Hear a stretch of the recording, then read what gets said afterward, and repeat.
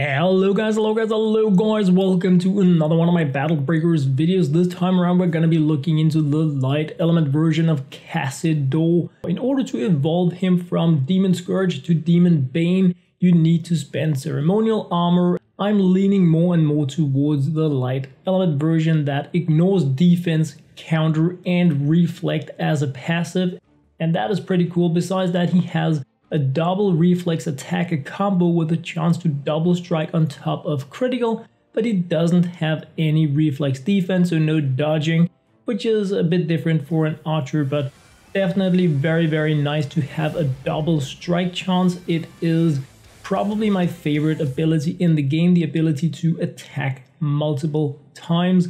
He has the same like commander skill. He boosts up like cray, and he will attack whenever you use a special ability with an ally.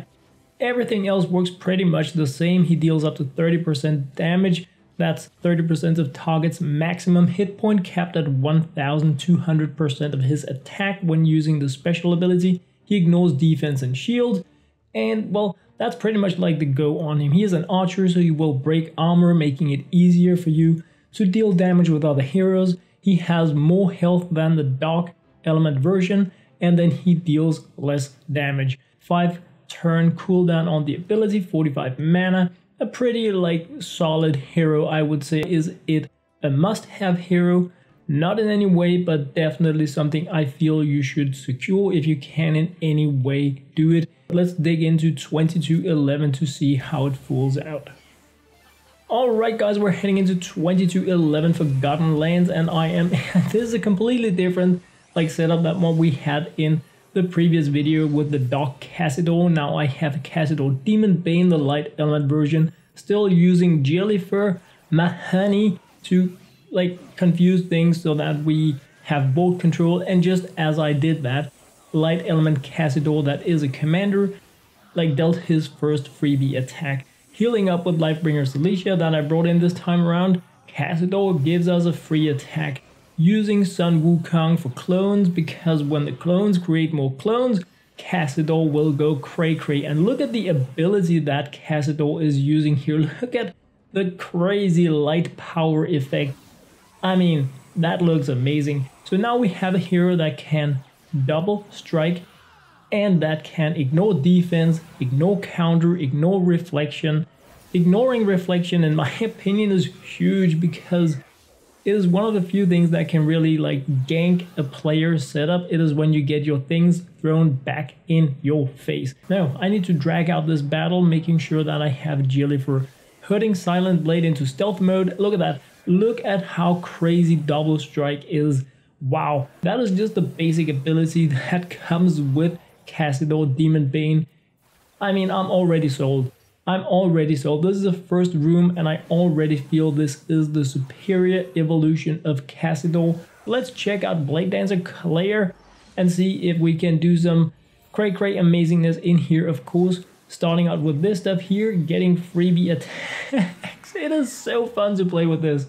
I think I posted a video like a month ago or something about Silent Blade, stating that he was like my favorite hero of the non-cray kind of heroes from the monster pit, just because of the free attacks you get when you use special abilities. But Kassidor is even better because he will use his ability whenever you use any ability. It doesn't even need to deal damage, and it doesn't matter what element it is. The downside is, of course, you need to use him as a commander in order to take advantage of this ability, and the double strike is crazy. It is so crazy. This is only 15% chance to double strike. Imagine if you had a Sun Wukong build. I really hope we're going to be getting a Jun-like hero where we can have a double strike boost on a row. That would just be beyond amazing. But anyway, let's go Orias. Yeah, critical on top of it. Like, he is just going pew. I love that, man. I really love him, but we might look into that in another. Look at that, man. Look at the crazy rays of doom, death, and destruction that are coming out of this dude. Wow. And ignoring defense, ignoring counter, ignoring reflection. When this guy hits, it is gonna land, and that is strong in itself. something we're probably going to be really enjoying in PvP moving forward. So I've been getting some questions like, why are you using a high defense team in PvP? Just because it's the only way to challenge people, and because I also play with friends and they like challenging out some of my setups. So yes, I could just make a sprite group and then everybody could just waltz over it, but I know people that play that like to get a challenge, so we're challenging each other with PvP groups. But anyway, guys, we're in the Gabriel room now, where we have Demon Kassidor, Demonbane Kassidor. So let's see how things are gonna be playing out here. If he's gonna go Dr. Pew Pew, well, just like sides. Oh, did we just take 50%? Of course, it was probably only 30% of Gabriel's health. Whoa! Look at the double strike going, absolutely unbelievable insanity here. Wow, this hero is unbelievable great. Still not a need to have hero, don't get me wrong. We're not super meta hero. It's not like Jellyfur. This is a crazy good hero. Wow. So anyway, guys, that was 22-11. Let's dig into some PvP. Just setting up my PvP offense team here, and we're gonna be going with Kassidor as commander, with a pretty annoying group that has like healing, double Jellyfur, and Seraph Ariel, but why not go all in when we're going in here? So of course things are on a cooldown, but look at that, confusing, and Kassidor starts out by spanking down the opponent. Now we can, alright, so his damage in here is, I was about to say insignificant, which would be rude, but it definitely feels like less damage he is packing in here, where everything is reduced to a level 1 hero without major buffs. But his passive, or rather his commander skill, is, wow, it works. Let's just go with that. It definitely works. Gotta be continuing these duels until I can pit him up, or the group up, against an Ariel group. Whoa, that was rude. My Jellyfur almost down. Wow. Elena is a great hero, and like this is the Frozen Monarch build. Crazy strong, because you're gonna be like making your opponents attack themselves with help from Lyra's ability, and like stuns from Vine Queen Eli. Elena is what she's called. Frozen Monarch.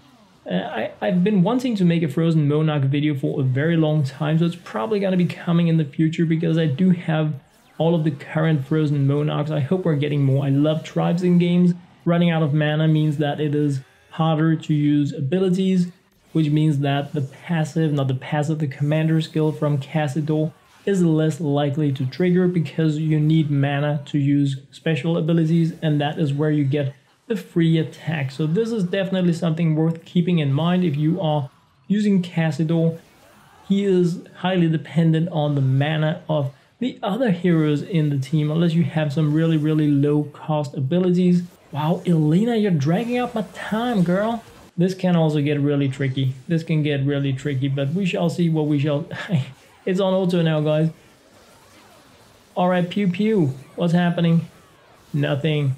I took 50% damage from my Jellyfurs. Alright, so come on. Yeah. Light element explosion. I like that, like a Tim Tam explosion of amazingness. Like, if I could keep her confused, she wouldn't be able to revive, but now she can actually, so I really need to get her down. So die, a Lifebringer Celicia. Come on, double strike. Yeah, that was Kassidor pulling for the win. If Lifebringer Celicia had revived the entire opponent's team, I might actually have lost that. Wow, that was cool. There we have her, Seraph Ariel and Melfina.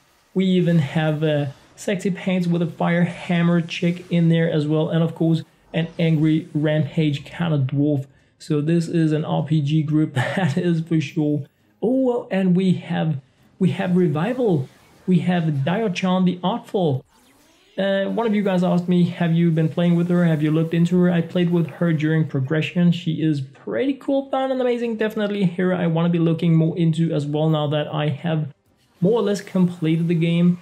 Diochan the Artful will self-revive, self-resurrect if she has mana when she is taken out, making her very interesting in survival battles, like in a group like this where we have Melfina, that will also revive things. We have Dire-chan that will self-revive. We have damage reduction from Sexy Lady with a Hammer Fire Chick. And like, this is probably also going to be a very tough battle for me to push through, but we shall see how things play out. A lot of stuff really comes down to how things going to be playing out with Melfina and where are the random shots from Kassidor and Jillifer going to be landing. I need to manage my mana on Lifebringer Celicia so that I can use abilities as often as possible, and I really want to get Melfina out of the way. She did not have auto revive on her, so we should be home safe now. I cannot even see what's behind Dr. Dwarfpaints, which is pretty rude. We have something there with a stance. Oh, that's it. Man, silly me. That is of course Seraph Ariel that I was wanting to chain gank down. So come on, right? Dio-chan down, Dwarf down, and now we just have Seraph Ariel, and she is going down. Confused Seraph. So this is going to be a win for sure. So anyway, guys, that was what I had to share in this video. I hope you enjoyed. As always, thank you very much for watching. Using my supporter creator code Logan Hansen in the Epic Game Store on the Battle Breakers game. Remember that a portion of sales goes to me when you use my supporter creator code or link. Bye, guys.